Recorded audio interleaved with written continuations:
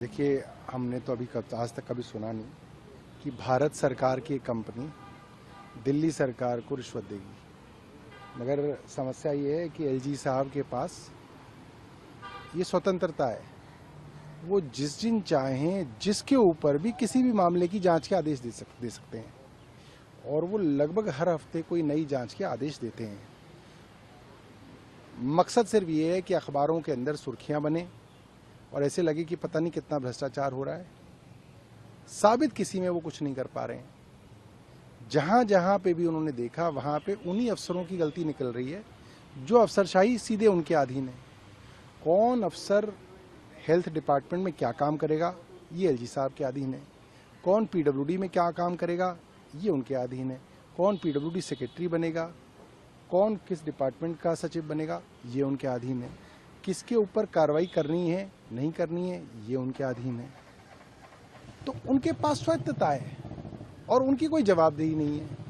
उनसे कोई पूछने वाला नहीं है कि भाई आपने जो इतनी सारी जांचें दी उसमें हो क्या रहा है। तो इसलिए ये सिर्फ एक राजनीतिक चीजें हैं। वो आदेश नहीं दे रहे हैं,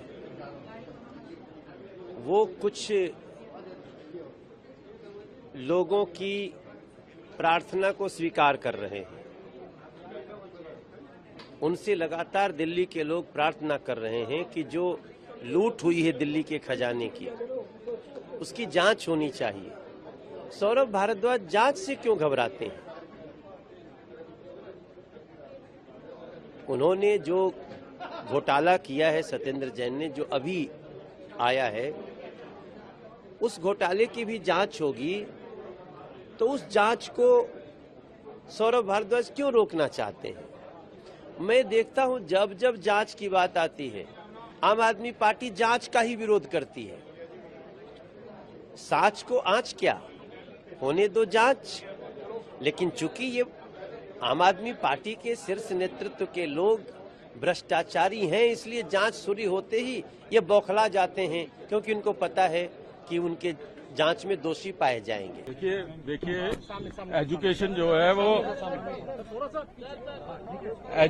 है वो ट्रांसफर सब्जेक्ट है और ट्रांसफर सब्जेक्ट में एचओडी जो होता है वो सेक्रेटरी एजुकेशन होता है, डायरेक्टर एजुकेशन नहीं हो सकता। तो ये सफेद झूठ है कि अगर मंत्री ये कह रही हैं कि डायरेक्टर ने ऐसे ही अपने से कह दिया।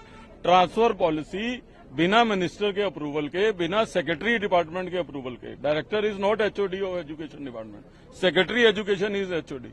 तो ये साफ तौर पे झूठ बोल रहे हैं और मैं समझता हूं कि हर चीज में राजनीति करना शोभा नहीं देता है।